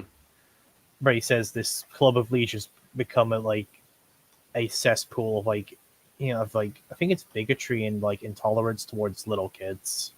Yeah. And then the last one is the Halloween one where Spinelli basically feels like she's gotten too old for Halloween. Yeah, it's as I say, it's I think it is better than All Grown Down, but not better than School's Out. Because because whilst it's basically just 3 episodes, while School's Out was actually a movie, but at least the 3 episodes aren't just retelling previous episodes. Mm-hmm. That's why I think it's better. That's why I think it is better. Fair enough. Yeah. I'll quickly brush over the Lilo and Stitch one. Yeah. Basically, what happens is Lilo and Stitch have to get this one experiment where the experiment he zaps people and they become really lazy. The recess gang roll up just randomly to have a laugh in Hawaii. Finster's there, but she's getting massaged by some bloke. And she's like, "Oh, you just doubled your tip!" So that was all good bands. It's nice to see her again, I guess. No Prickly, though, but yeah, the recess... This makes sense, but Mikey sounds a lot older in this one. TJ is obviously voiced by the other voice actor who voiced him in After School's Out, because they replaced the voice actor Andrew Lawrence. They didn't have him; they had someone else after that. All the other voice actors and actresses, fair play. They're doing an all right job, but none of the characters really say much or do much. It's mostly just Gus and Gretchen because most of them get zapped, and then they capture the zapping creature, and that's that. I mean, Lilo and Stitch, watching that episode as an adult, it sort of feels like they're, I don't know, it's like they're talking to the audience like they're stupid. It's like one of those kid shows who's like, "Oh, let's go and do this. Stitch, I can't believe this is happening." It's like it doesn't really have much respect for the audience. SpongeBob, me boy! What's the... Give me some methamphetamine now! I am Mr. Krabs. But that was my Mr. Krabs on cocaine impression. Cocaine Krabs. Anyway, what is there to say? Recess the show, 8 out of 10. Very consistent. Not really many standout next level episodes, but very consistent. At one point in the show, it does feel like that it's just about the gang solving issues. But Scott mentioned to me before the podcast that's just how episodic shows just go. That's just an issue of the episodic formula more than the show itself. It's a long running show, and you're going to run out of ideas. The stories are all done in 11 minutes. At the end of the day, there's not really much that can be done about that. But that is how it feels after a certain amount of time. It's just about the gang solving problems. All Going Down's a bit crap. Like as I said, 2.5, 3 out of 10 because I don't like rehash stories. School's Out as a standalone film, probably like a 5.5, but as a finale to Recess, like a 7. and same as fifth grade, except I'll probably give it like a 6.5. Yeah, and there's that Christmas special, but I couldn't be asked to watch it. There was another Christmas special, Recess. I just Miracle on Third Street. What does it even say? Standing passengers, however it starts. Miss Gregg and Miss Finster. Others realise that the kid's been. I don't know. I never watched it. Maybe I can briefly bring it up in another review. What would you give the show before we move on? So I remember growing up with Recess, and it does have some really good episodes. I'd maybe go for a 7, maybe going for an 8, because it has some really good episodes. Obviously, we didn't talk about a lot of the episodes here because, well, we can't. There's too many, and we have other shit we have to talk about on these podcasts. Exactly. But there's a lot of episodes that are just fun. Yeah. Fair play. Hello, I hate plankton, me boy. There we go. Anyway, yeah, let's move on to the. I mean, to be honest, I think we did give Recess a lot. I know some of it was our ramblings, but we gave Recess an hour pretty much of attention, which is you know it'd be great to talk about Recess all day, but that'd be very grueling and tiring. So let's move on to and we've got a. Do do do do do do. Yep, it's time to talk about Gravity Falls. As this is your one of your favorites, the floor is yours. Right. So, brief premise of the show before we get into individual episodes and stuff. Gravity Falls is a show about these twins, Dipper and Mabel, who go and stay with their uncle for the summer at a town called Gravity Falls.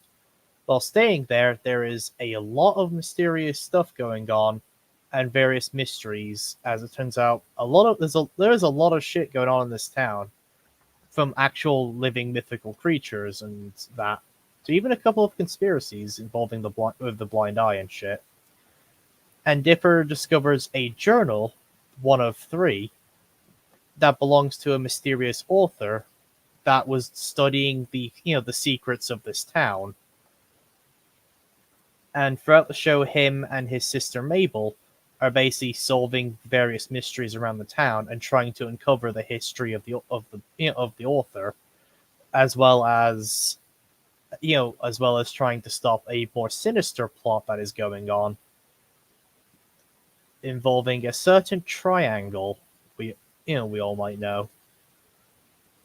Does that sound like a decent enough plot summary? Yeah. Well, I'm trying to keep it vague so people might actually go check out the show if they haven't already. Yeah, I mean, I'm just gonna. Wait, what? Can Mr. Krabs say? If you want me to say a line from FNAF, sure, yeah. If you want me to try and do my cocaine-fueled Krabs impression, yeah. Anyway, yeah, that's try a great not to do summary. too many Mr. Krabs impressions. We do have a schedule to keep. But yeah, that's a great summary. It's sort of the hoorah of their childhood, and they're going to stop with their uncle for the summer for the laughs. Who their parents actually haven't seen Stan for years, have they? So no, yeah. Well, if they had, it would have ruined certain parts of the show. But yeah, just go and watch the show. We're going to spoil it. Go watch it. It's amazing. Yeah, I was going to say, if you haven't seen Gravity Falls, pause the podcast now, go binge it. It's on Disney Plus, and then come back because we are going to be getting into spoiler territory now. For sure. Right. So yeah, the episode sort of sums everything up nicely. Like, you think, oh, you've got the family cooking a burger and whatever, and it's like, oh, summer, enjoy yourself, relaxation. Then Mabel and Dipper fly through on a golf cart, and they're running away from some sort of monster. And yeah, it's straight away, it's like, damn, this town is very lit and strange. Yep. So that was the pilot, to be fair. So they did a good job at that. And we go to the start of the episode, and obviously Mabel, she meets this emo-y type bloke because she's, Mabel is in the age where boys are interesting. So she's exactly. Crazy. Yeah. Mabel is a social butterfly. Like that's part of her character. She's full of energy, always like willing to interact with people and all that. Yeah. She is a social butterfly, Hmm. whilst Dipper is more introverted, I would say. Yeah. So basically, in this episode, it's just a good premise and a start for the show. Really, the Oh, one yeah. after that I find fairly interesting as well, with a big robot, because it like you think it's some sort of big Loch Ness monster, but in reality, it's about Oh, yeah, it was Mr. Fiddleford, yeah, the McGucket, old, yeah, the random, like, really old hillbilly and it who built the foreshadows robot. his technical skills. Yeah, it foreshadows his technical skills for the final. Mm. But and there's some funny bits where he's like, "My wife, my wife used to miss me, and then she put the gun down or something weird." Oh, yeah, Stan tells a joke of, my ex-wife used to miss me, but her aim is getting better. Yeah, that's it. Pants. Um, yeah, that was a good one. What other episodes in series one? Let's have There's a a look. lot of episodes. There's Gideon, who is you don't expect him to take the main to semi-main villain role from his first appearance. Yeah, Basically, Gideon is this little chubby kid who has a weird hairdo who has a medallion that makes him psychic and plays off that psychicness to basically get fame in the town. Also plays off what he calls cute. I don't know, but yeah, yeah, he does that to basically, yeah, he has a crush on Mabel in his first appearance, but he's a bit too clingy. Other word. yeah, So Mabel wants to break up with him, but has Dipper do it because she's not sure how to. Gideon takes this as Dipper just trying to break them up and not realizing it's Mabel that wants it, so he tries to kill Dipper. crazy. Yeah, it's weird. He eventually loses the medallion that was giving him his psychic powers, but then it's also revealed that Gideon also has another journal. He has the second journal. And yeah, and that. And Gideon effectively is the main villain of the first season, more or less, isn't he? Yeah, I mean, Cypher rolls up at the end, but Yeah, Cypher appears at the end, but at the time when Cypher first appears, we were all anticipating it because he's kind of all over the show. Like mhm. imagery of the triangle guy with the one eye and this like top hat and shit. Like that imagery is hidden all over the show and at the end of the main theme song. So we were all kind of anticipating him showing up, but at the time of him showing up, none of us knew exactly what his play was. Yeah, And then, so obviously Gideon is the main villain of season 1, with him in the second to last episode summoning Bill. But season 2, it's kind of a mix between Gideon and Bill. Because Gideon is still trying to destroy the Mystery Shack and everything, whilst Bill is kind of in the background plotting something. And yeah. Also, speaking about Bill real quick, I like Bill as a villain because he's silly, but you also forget he can be fucking scary.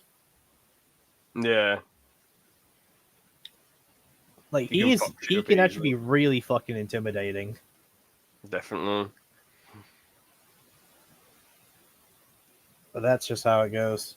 I don't know how to do prank Plankton gets spring lock. Yeah, I'd bro. say I don't know. think James knows enough about FNAF to know about the whole spring lock stuff. Is it like Mr. Krabs belly flopping plankton or something? Spring lock is what happened to Afton when he became Springtrap. And I don't, unless you know what it is, I don't think you'd be able to replicate it really. Basically, just, think about a bunch of like springs, metal like bars and pipes just get rapidly injected into your entire body out of nowhere at a high speed.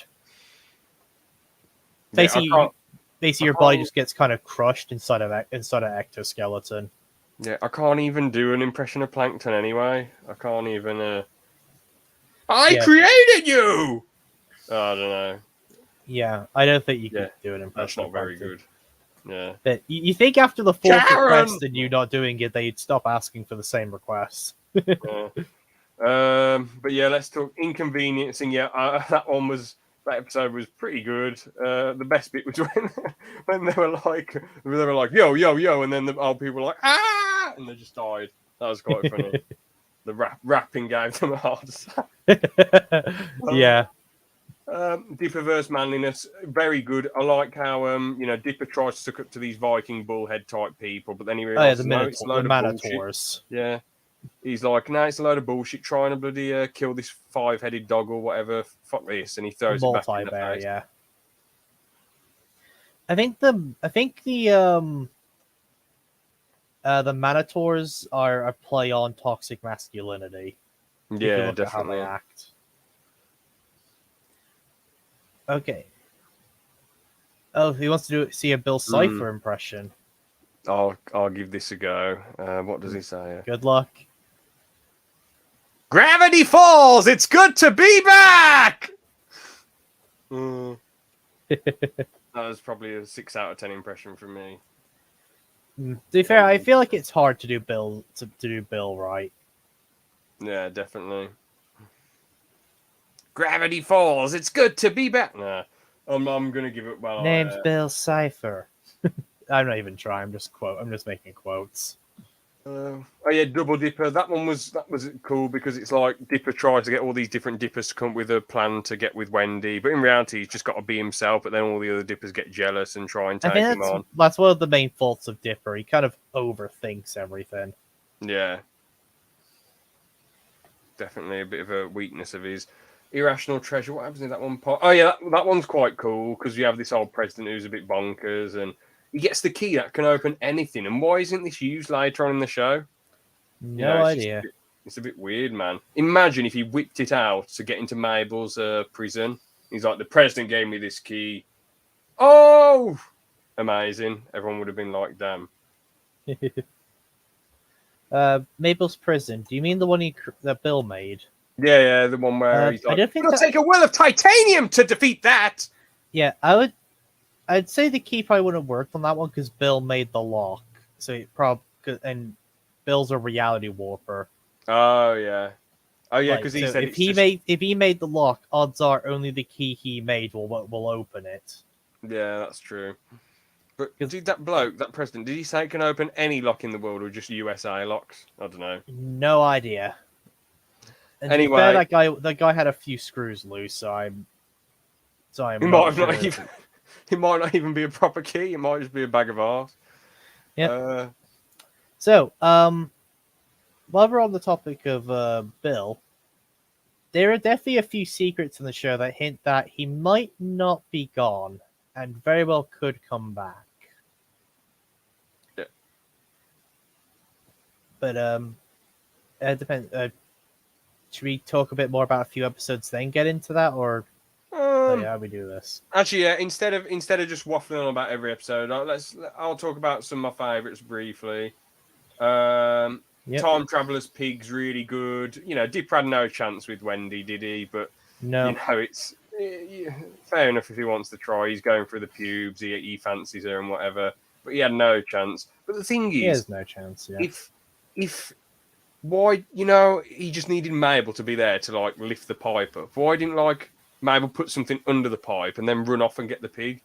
Go back in time, put something under the pipe to make it stick up, then go and get the pig. So then all's well that ends well.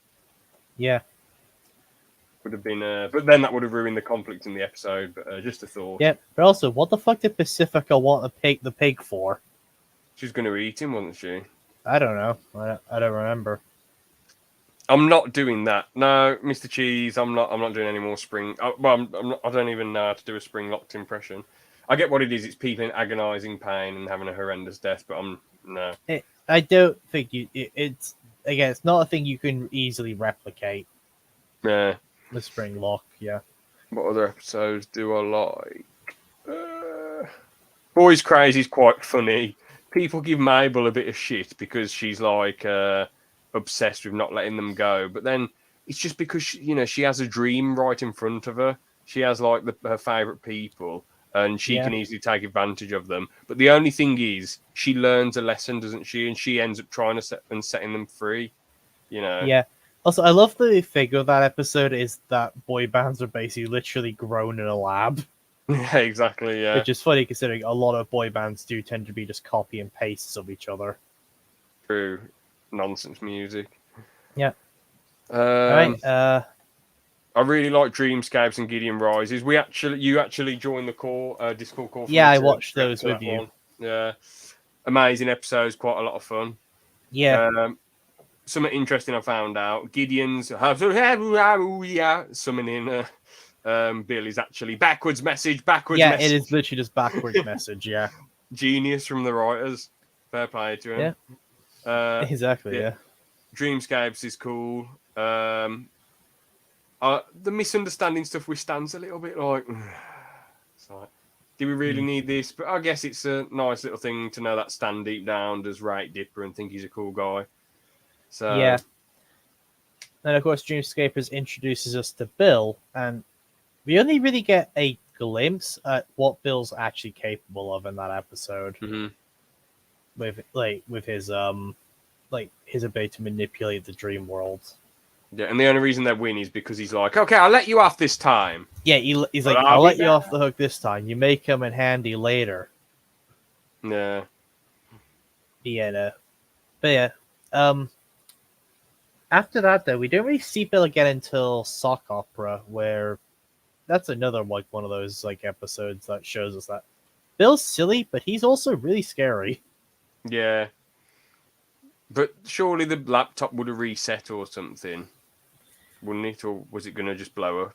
I think it was gonna blow up. Never mind. Actually, then. no, it wasn't gonna blow up. I think it was gonna delete all of the files on itself. Okay.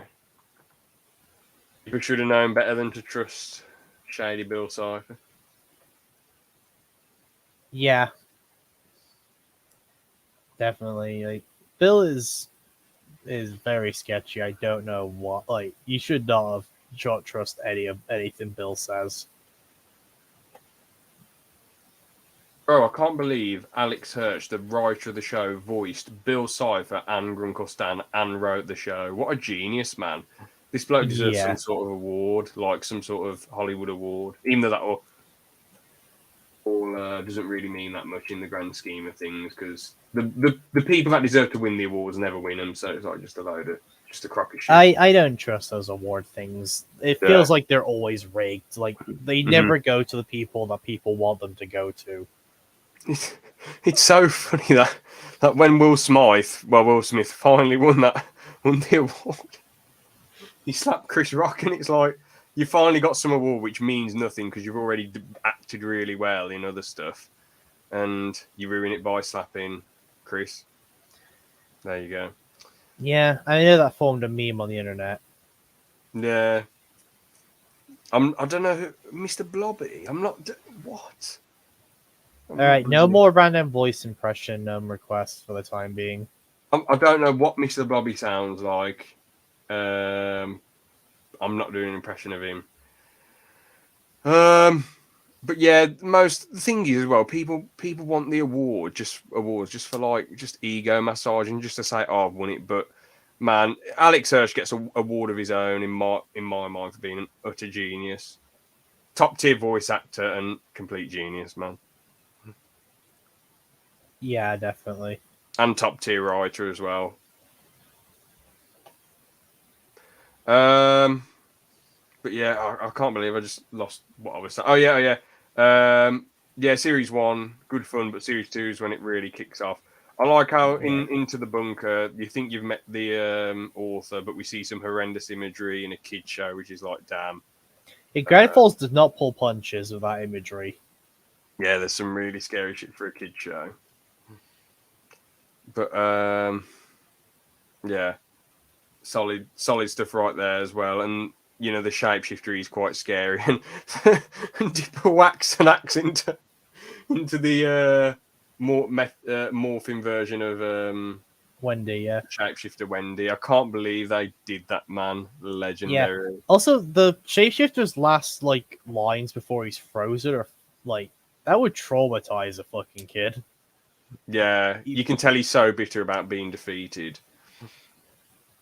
But that actually does happen later on in the show with the Yeah, with the when with Dipper's the like and turned into Pacifica wood. Manor. Yeah, I like that episode, the Pacifica Manor one, because it kind of gives us more of an insight to Pacifica.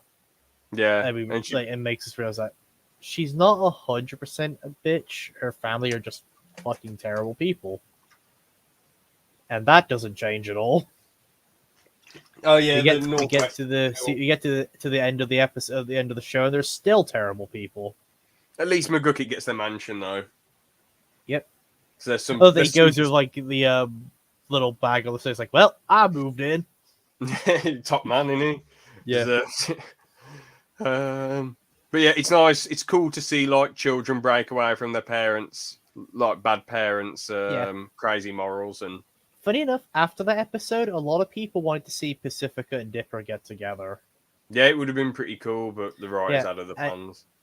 Obviously, I feel like they couldn't have done that in the show, but a lot of people wanted to see those two get together because it would also help Dipper move on from Wendy finally.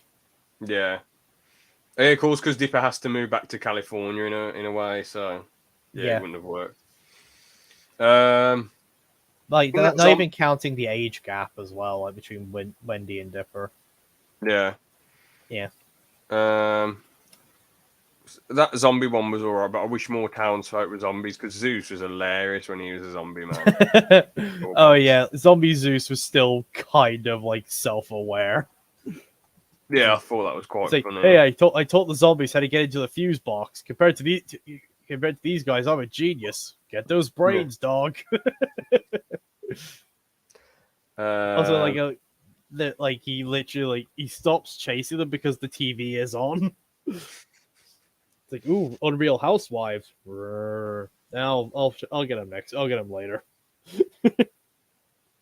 And I really like Zeus and the Real Girl, man. I was really rooting for Zeus to find I feel someone. like Zeus and the Real Girl has some heavy FNAF vibes to it.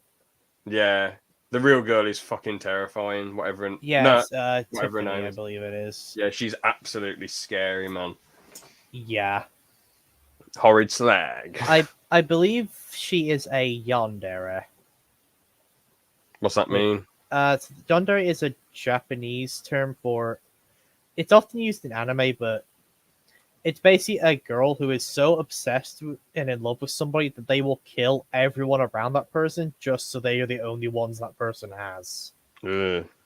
Sounds terrifying. And some extreme cases, they go to the point where they'll even kill the person to remove any risk of them going with someone else. Horrid. Those ones are really extreme cases, though. Yeah. So, yeah, but yeah, they're effectively just like really obsessed people. Mm-hmm. It's just that obsession gets to a very murdery point.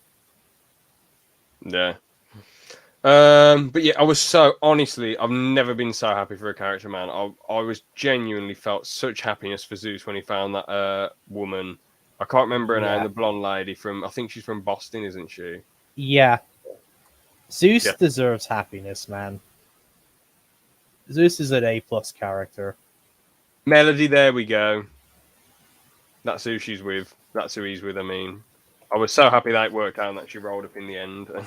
And he's like, "Don't worry, Melody. The kids will protect you." And she's like, "Zeus, these are kids."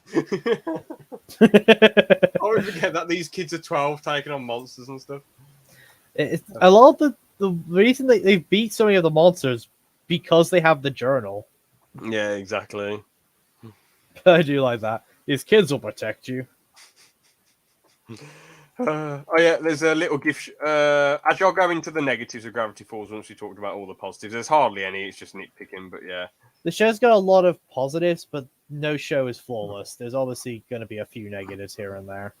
Yeah, exactly. Even Breaking Bad, Fools and Horses, even Last Airbender has a few negatives, you know. So yeah, like for example, not every episode of Avatar is like a 10 out of 10 like flawless masterpiece. There are a handful that are not as good as others. For sure.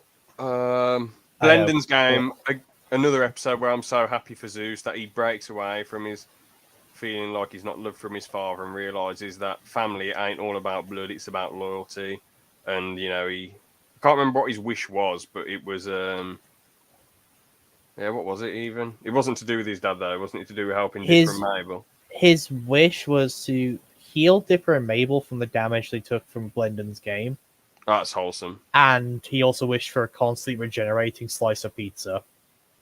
That is awesome. I think that episode when he was like being really sentimental with Dipper and Mabel, that actually did make me tear up. I thought, damn, I'm just what a hero Zeus is. It's a good message of found family.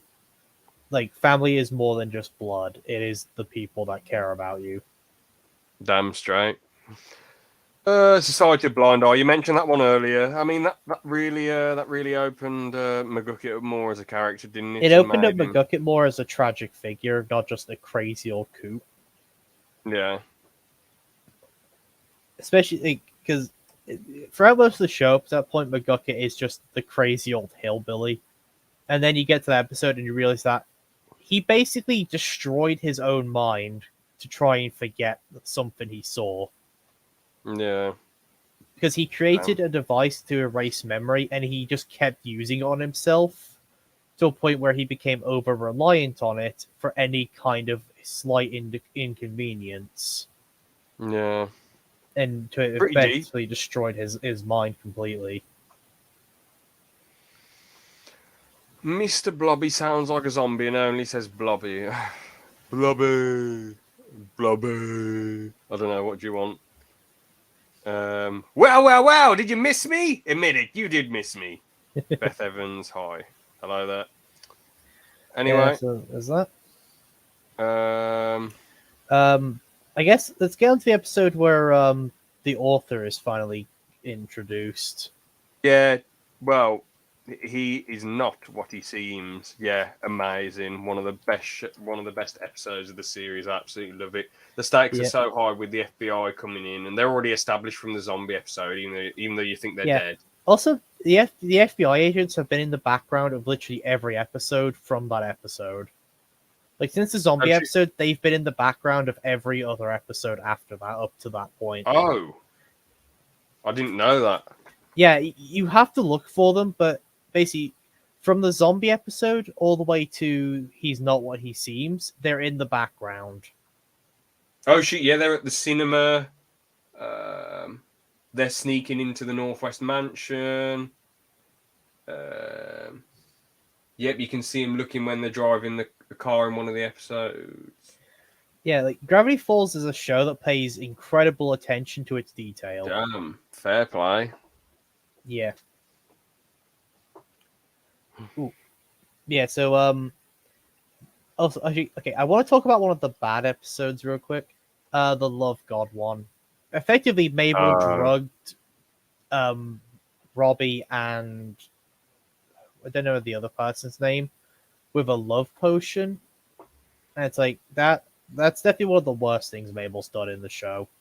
Yeah, because it's taken away people's free will. Yeah, she basically took away their free will and drugged the two into a relationship with a love potion, all to fill out her weird happy chart thing. Yeah, and split the gang apart. Yeah, so I would definitely say that's one of the not great episodes, just because Mabel goes really out of character for it.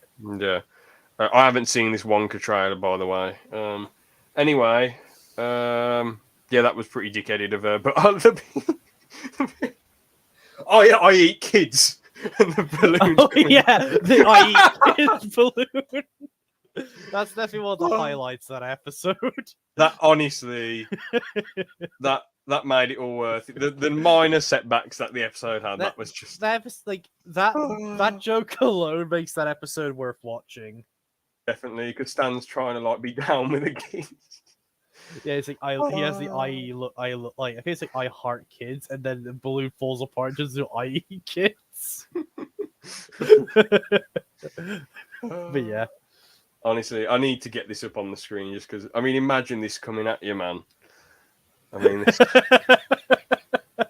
I love the one, you got, the parent, trying to console the child. It's, burning in the background, coming towards them. Amazing. 10 out of 10. It's good. It's one of the best jokes in the series, I will admit. Yeah. But so to not what he seems. So at the end of season 1, it's revealed that Stan has been building something under the Mystery Shack as, spoiler, he is the holder of the last journal. And now that he has all 3, he can complete the thing he was building, which is an interdimensional gate. And basically the episode is he's trying to power the gate up, whilst also, because he only has like a short chance to do it, as well as the FBI are on his ass on the families. Defer and Mabel are questioning who their uncle even is, and everything else. And basically, drama and feelings are very high. In the end, everyone is basically pinned by a weird gravity pulse from the portal, except for Mabel, who's at the button. And she decides to trust Stan and not shut it off. The portal opens and then collapses on itself as a figure walks out of it. That figure being the author of the journals, who is revealed to be Stan's twin. Who I think from that point in the show, he's referred to as Stan Ford. So Stan is Stan Lee, and his twin is called Stan Ford, or just Uncle Ford from that point. Yeah, great Uncle Ford. Yeah, and from and then we get a bit of history on Ford, who he's basically a fucking genius with an extra finger on both hands. Yeah, And he basically he got in contact with Bill and built the gate, not realizing Bill was tricking him. And when he realized what Bill was trying to do, he shut the gate off, but got pulled inside when it happened. Mostly due to a fight he had with Stan at the time, which led to him getting pulled into the gate. And going on to another thing, Fiddleford, the old hillbilly, was Stanford's apprentice or partner, and he got sucked into the gate very briefly. I think only his head went in for a short time. But what he saw in there is what drove him to the point of making the memory erasing gun to try and forget what he saw. Which makes you wonder, what the fuck did he witness in there? yeah. He also says a message backwards when he gets pulled out very briefly, before saying, "When gravity falls and Earth becomes sky, fear the beast with just one eye." Damn. But I don't. No one's figured out what his backwards message is yet, or at least I haven't found anyone talk about it. Because he does say something backwards before he says that, after he gets pulled out of the portal. Mm-hmm. Yeah. But so another episode which is kind of, I don't know how to feel about this one, is the Mabel Corn episode. If you know that one. Yeah, I know that one. Yeah. Yeah. Because there's parts of the episode that are good and there's parts that are okay. Like the unicorn is a bit of a prick, but to be fair, I feel that's what they were going for.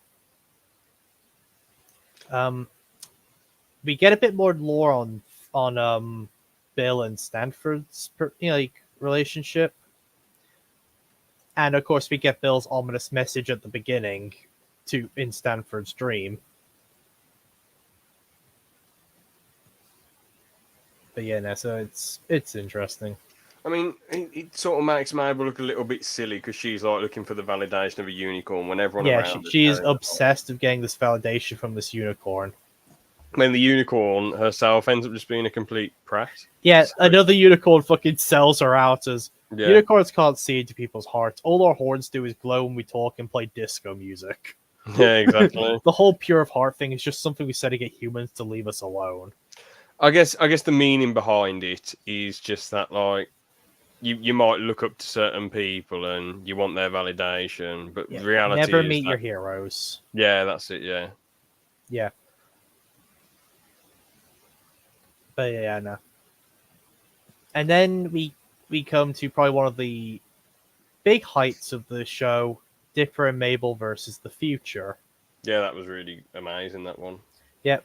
You got the alien ship, which was cool, like high stakes. There's the drama at the end between Dipper and Mabel about Dipper wanting to stay in Gravity Falls as an apprentice, and Mabel like not wanting to grow up and lose her twin. Hmm. And it eventually leads to her running off in a fit of emotion.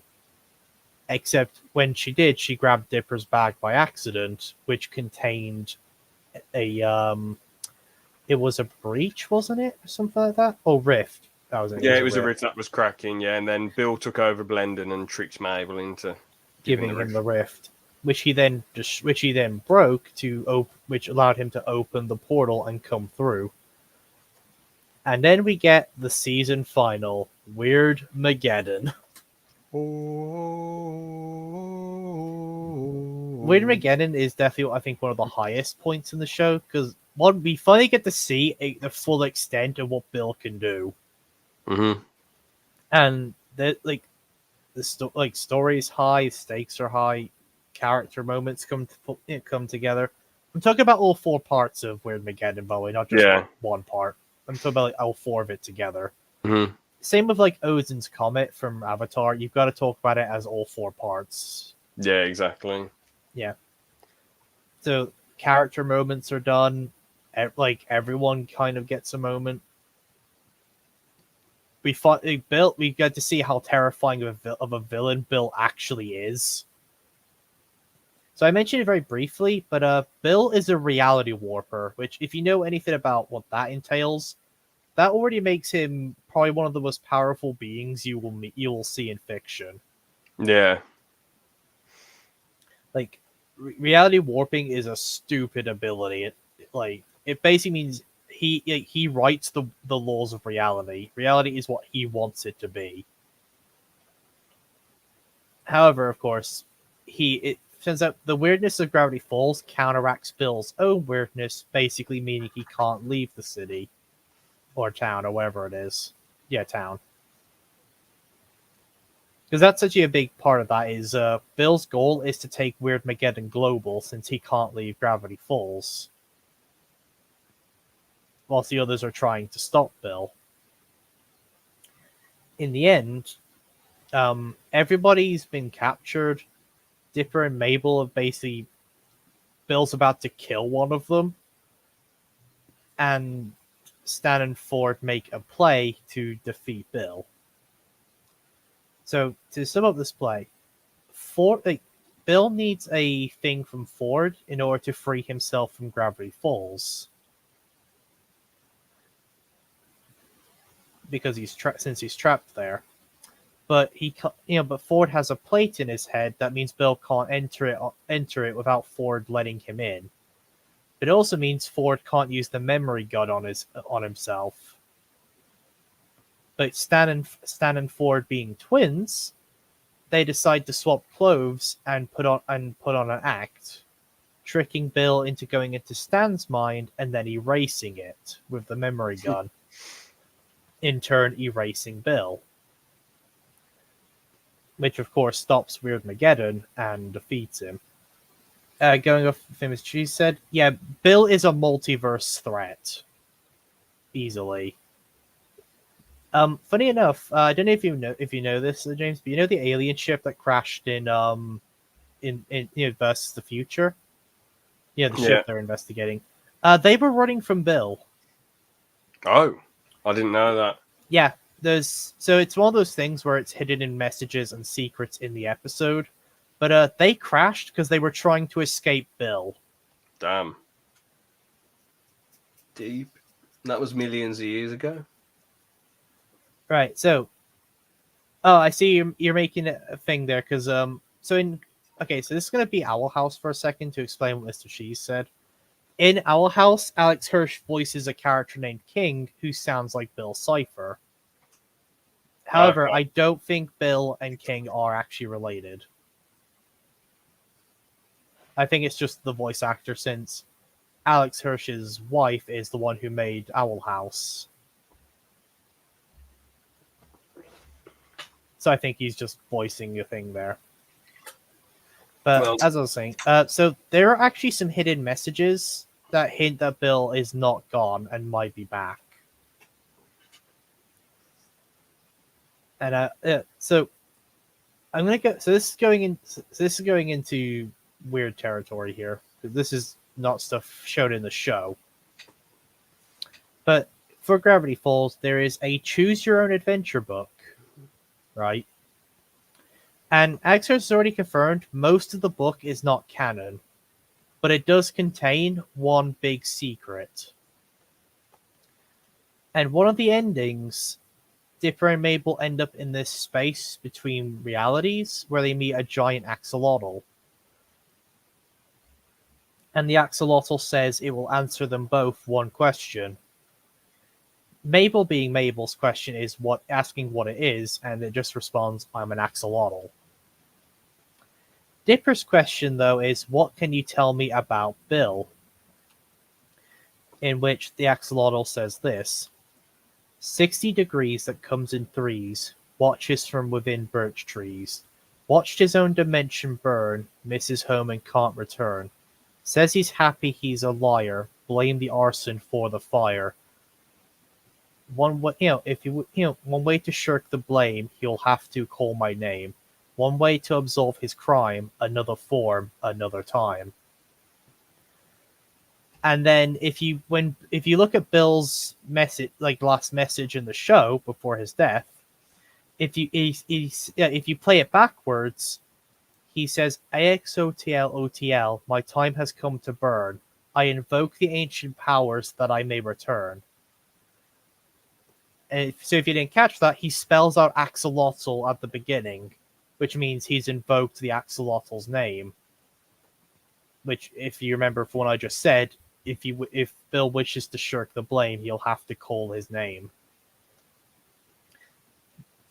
So it's possible Bill is absolving his crimes in another form and another time. yeah. So you could argue that King is Bill. We do not know if Bill and the axolotl are related. But yeah, no, I don't think King is Bill. I think it's just a coincidence of voice. But there is a potential King is Bill just because the whole another form, another time thing. But there is also the Bill Cipher statue in real life, which Alex Hirsch held a massive scavenger hunt for. So the other form could also be referring to the statue. So it's hard to say, but there are hints there that Bill is not gone and he will be back.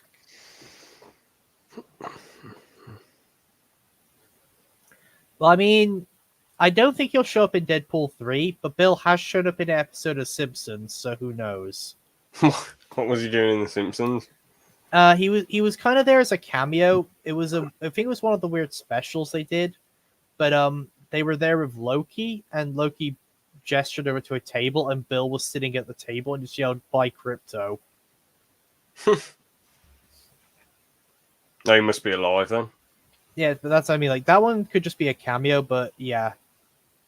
But going off that little bit of lore there, Bill is, I'm definitely not gone. But it's just a matter of what happened to him later there. There's also a theory that Bill is the reason Stan's memories came back. Yeah. Because if Stan's memories are back, doesn't that mean technically Bill is unerased? Oh. Interesting. Yeah. So it's very interesting to see what happens next, if anything does. I hope they just leave it as it is, you know. I think they should just leave it as it is, yeah. I know a lot of people want a season 3, but it's just when people want more, it's like, yeah, you get it because like it's such an amazing show, but it's not going to be the same. They wrote it the way they wrote it for a reason, you know. Yeah, at best, I could see them doing a special where Dipper and Mabel return to the Falls for maybe as adults, but that's as best as I can see. Yeah, it's just a special. I don't think they're going to make a new season. Yeah, exactly. Because the show was written to end the way it ended, and it ended the way Alex Hirsch wanted it to end. 100%. Like, a part of me thinks I wouldn't Avatar season 4 have been good, but it's like the story's over. There's nothing else. It's the saying of To do. yeah, like it's the thing of if something ended good, let it stay good. Yeah, true. Like, don't give it another season just because you want it to have another season and potentially ruin the effect it has. Yeah, exactly. Because that's an issue SpongeBob and the Simpsons have fallen into. They've been going for so long when they should have stopped seasons ago. The Simpsons really should have ended after the film. Yeah, I so think. I'm going to say SpongeBob should have ended after the movie as well. The movie was a good place to cap off SpongeBob's adventure. Yeah, And if because it it's had ended there, SpongeBob would probably still be seen as one of the best cartoons of all time. yeah, because he was a job's worth, and at the end of the day, being the Krusty Krab gaffer's his dream. So Yeah, but as SpongeBob keeps going, gets more seasons, it's losing more of that faith and credit it's built up to the point now where a lot just look at it and cringe. yeah, it's a real shame. I mean, it would have been cool if they ended it at the movie, ended the series at the movie, but then done another film or two. Maybe that would have been kind of cool. I mean, they have done other films. They've done Sponge Out of Water and Yeah, Sponge on the Run. yeah, but Which, I mean, like just films, not a whole new series yeah, and films. yeah, definitely. I did watch Sponge Out of Water years ago, and it was just bloody odd. Yeah, it's a weird one. But yeah, no, yeah, no, I'm glad Gravity Falls ended where it did and the way it did. I For would have sure. loved another season, yeah, but I don't want them to just. But I also want the show to stay the way it was because Yeah, I think it ended on a really good note. for sure. Nope, I don't think so. Anyway, I don't think Bill will get a solo movie. I'll just briefly talk about a few negatives.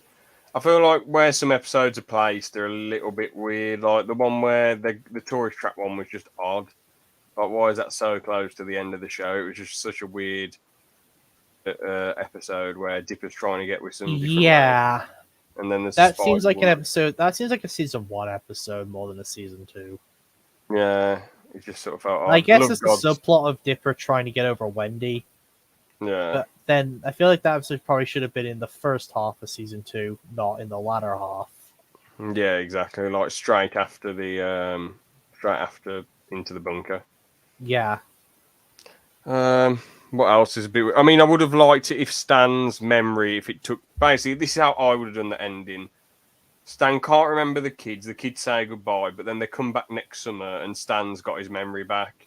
But it's Zeus owning the store, and then they're like, "Oh, Zeus, how's it going?" And then Stan and his brother come back off their adventure, and Stan remembers them. That'd be so cool. That would yeah. have been because it would have felt like, I don't know. It just felt like it got resolved too quick. So funny enough, there was actually it's one of the end episode messages that actually explains that. I think it was one involving the memory gun in the memory gun episode, but in the message, it mentions that the memory gun's effects can be reversed if exposed to something like a strong emotional I don't know how to word it properly. Basically, a strong emotional connection or something can actually reverse the effects. Yeah, So I think it's the idea of being there with his family, Stanford, Zeus, Waddles, looking at the memory book is probably what triggered it. yeah, but I don't know. It takes away from his sacrifice from a writing standpoint, in my opinion. It does, but it's also what's giving thing to the theory of if Stan's if the effects got reversed, does that mean Bill's back? Oh yeah, it leaves the ball open, doesn't it? Yeah. Bill was a great villain, but I feel like he had the right amount of screen time, as fun as he was to watch.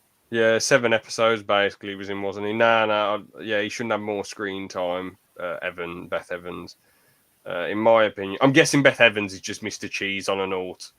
Because I'm thinking so. look, who puts what is Deadpool 3? Why is Deadpool 3? You know, it's like, yeah. Anyway, yeah, it's leave it open. Fair enough. It's cool for shows to leave things open, but I just hope they just leave it as it is and don't bring it back. Ended well. Great series. Great compact little show. 9 out of 10. No, yeah, 9 out of 10. Yeah, for me Yeah. anyway. Definitely. That's it. Yeah, I don't think Bill needed more screen time. I think he had the right amount. By crypto suckers. Well, anything else you want to? Well, there's the conspiracy theories with Gravity Falls. Isn't there all the messages you want to go through? Some of them, maybe. Yeah. So at the end, so in both in every hidden within the episodes and at the end of an episode, there is a hidden message. Sometimes the message relates to the episode. Sometimes it relates to something else. A few I know off the top of my head are the sock opera episode, which alludes to Weirdmageddon. And that is, a puppet strings can't hold me down, so patiently I've watched this town. Abnormal soon will be the norm, enjoy the calm before the storm. Which, if you know the episode, he's alluding to Weirdmageddon. Mm-hmm. But yeah, no, so at the end of every episode, there is a message. And all of them are hidden. Well, not hidden, but like, they require you to use the cipher, which is, funny, Bill Cipher. And you have to use various cipher modes to decode the messages. Yep, I see you've built up a list of the episode messages. Yeah, we've got Stan is not what he seems, which is true. Welcome to Gravity Falls. Hey! Yep. Next week, return to Butt Island. What's that all about? No idea. Some of them are, I think, inside jokes as well. Yeah. He's still in the vents. That was referring to the head of the wax guy. Oh, okay. Oh, yeah, the Larry King head, yeah. Carla, why won't you call me? Onwards, Oshima. Yep.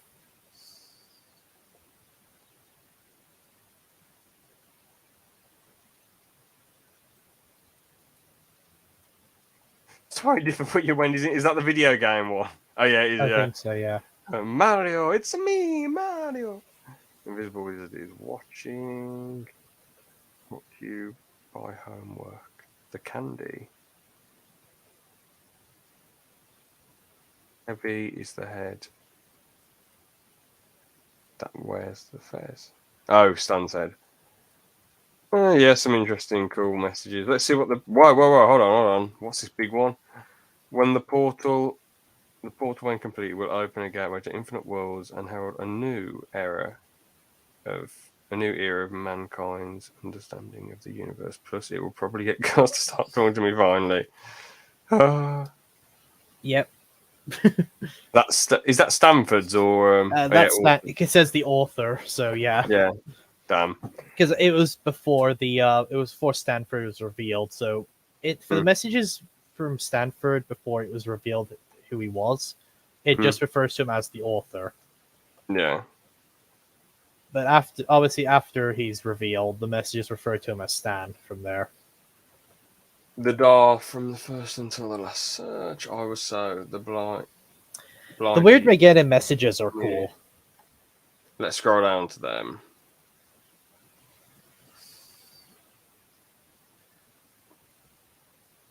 Yep. So we I think the first one we go.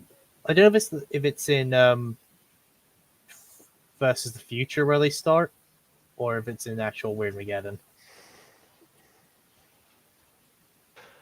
Probability, drive engine, probe, Petronium, Berg, Bluff, and beyond use Saturn's. Oh yeah, the last five are from Bell. Oh, did you miss me? The prophecy seemed far away, but finally we've reached the day. Give up the past, embrace the strange. Everything you care about will change. That's like some dark poem. Yep. Yeah. And now we get to Weirdmageddon. It will take 1,000 years for time baby's molecules to reconstitute, and when he's back, he's going to be very cranky. Game is over and I won. Now it's time to have some fun. I always love corruption lives. Now let's see which pine survives. Oof. Yeah, like if you did have the context of like how the episode was going to end, and you knew about that message, the fuck would you be thinking? I'd be like, damn. Yeah, it'd be like, Bill's about to kill these kids. Yeah. Who gets trapped in the past? Too late. Too late for Watson McGucket to watch. That's the best message I've seen by far. 10 symbols placed around a wheel, hand in hand, they'll bond the seal, but break the chain and pay the cost. The prophecy will all be lost. Secrets lost and statues found beyond the rusty gates. Goodbye, Gravity Falls. Faded pictures bleached by sun. The tales told. The summer's done. In memories, pines still play on a sunny summer's day. That actually kind of feels really sentimental and kind of sad, but you know that's how life is, isn't it? Summer's here, now it's gone. So, yeah. Not really much else to say, to be fair. Yeah. Honestly, like I feel like there's not a lot we can say to give this show the full credit it deserves for how good it is.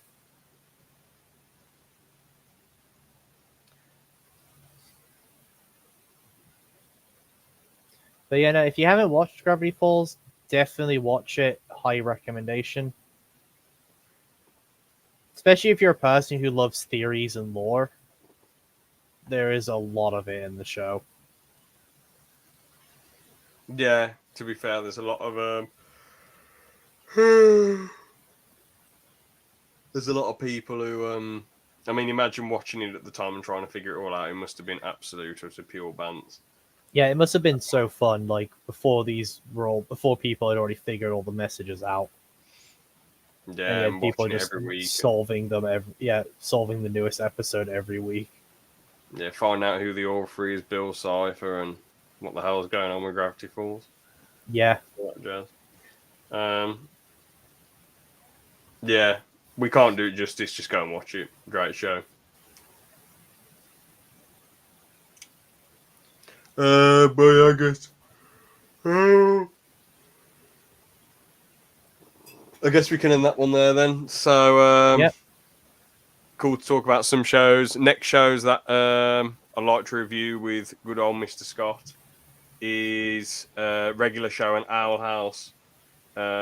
Watched quite a bit of Regular Show as a kid, but never completed it. And Owl House I've never watched, so that should be interesting. Our House is made by the wife of Alex Hirsch, who is the guy who did Gravity Falls. I told some 100 that he married another creative person. Yeah.